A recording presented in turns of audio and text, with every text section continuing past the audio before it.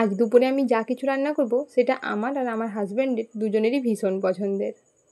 মানে ওই পুঁই শাক আর মোচা আমাদের ভীষণই ভালো লাগে।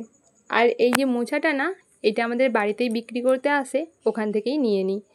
আর দেখো, এই রকম দুটো বড় বড় মোচা নিয়েছি, সেগুলো মাত্র 25 টাকায় পেয়েছি। এত সস্তায় আর কোথাও পাওয়া যায় বলে আমার মনে হয় না।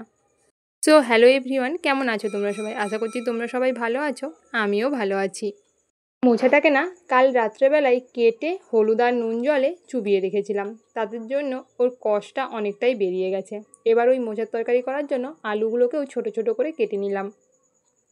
আলুগুলো না আমি এইরকম চৌকো চৌকো করেই কেটেছি। তারপর এবার মোচাটাকে একটু সিদ্ধ করতে বসিয়ে দেবো আর কি। একটু হলুদ আর অল্প পরিমাণ নুন দিয়ে একটু জল দিয়ে আমি মোচাটাকে সেদ্ধ করতে বসিয়ে দেবো। আর মোচাটা এদিকে যতক্ষণ সেদ্ধ হবে সেই সময় আমি পুঁই ডাঁটাগুলোও কেটে নেব।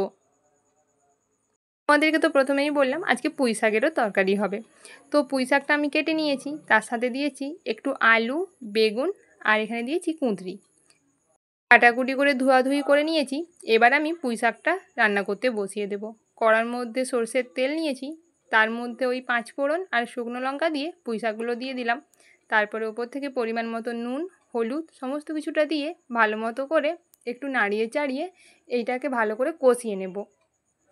সবজি যদি ভালো করে না কষানো হয় না, তাহলে ভীষণই বাজে একটা গন্ধ ওঠে, মানে ওই হালি গন্ধ ওঠে আর কি। ভালো করে কষিয়ে নেওয়ার পর অল্প পরিমাণে একটু জল দিয়ে ঢাকা চাপা দিয়ে আমি এটা রান্না করে নিয়েছি। দেখো রান্নাটাও আমার হয়ে গেছে। আর আমি এই পুঁই শাকের তরকারিতে না কোনো রকম কোনো মশলার ব্যবহার করিনি। তো চলো এবার মোচার ঘন্টটাও রান্না করে নিই। মোচাটা আমার সেদ্ধ হয়ে গেছে, ওটাকে আমি জল ঝরাতে দিয়ে দিয়েছি। আর একটা কড়াই বসিয়ে মোচার জন্য মশলাটা তৈরি করে নেব। আমি এই কড়াইতে তেল দিয়ে দিয়েছি। তারপর আমি পেঁয়াজগুলো ভালো মতো ভেজে নিলাম, ওপর থেকে দিলাম একটা কাঁচা লঙ্কা। তারপর আদা, রসুন, পেঁয়াজ সমস্ত কিছুর একটা পেস্ট করে রেখেছিলাম, সেটা দিয়ে ওপর থেকে একটু হলুদের গুঁড়ি, জিরার গুঁড়ি আর দুটো তেজপাতা আর অল্প পরিমাণে একটু নুন দিয়ে সমস্ত কিছুটা ভালো মতো কষিয়ে নিচ্ছি। মশলাটা যখন ভালো মতো কষানো হয়ে যাবে, মানে ওই চারদিক দিয়ে যখন তেল ছাড়তে শুরু করে দেবে, তখন ওই যে সেদ্ধ করে রেখেছিলাম মোচাগুলো সেইটা ওর মধ্যে দিয়ে দিলাম। তারপর সমস্ত কিছুটাকে খুব ভালোভাবে মিশিয়ে নিচ্ছি। মোচার তরকারিতে অনেকেই ছোলা দেয়, কিন্তু আমি আজ পর্যন্ত কখনো ছোলা দিইনি, কেননা আমার কখনো ছোলা ভেজাতে মনেই থাকে না।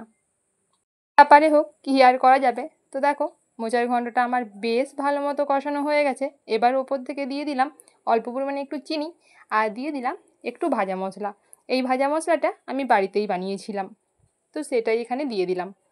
আমি এই মোচার তরকারিটাতে এক ফোঁটাও জলের ব্যবহার করিনি, শুধু আস্তে আস্তে ঢাকা চাপা দিয়ে দিয়ে এটাকে কষিয়ে কষিয়ে রান্না করে নিয়েছি।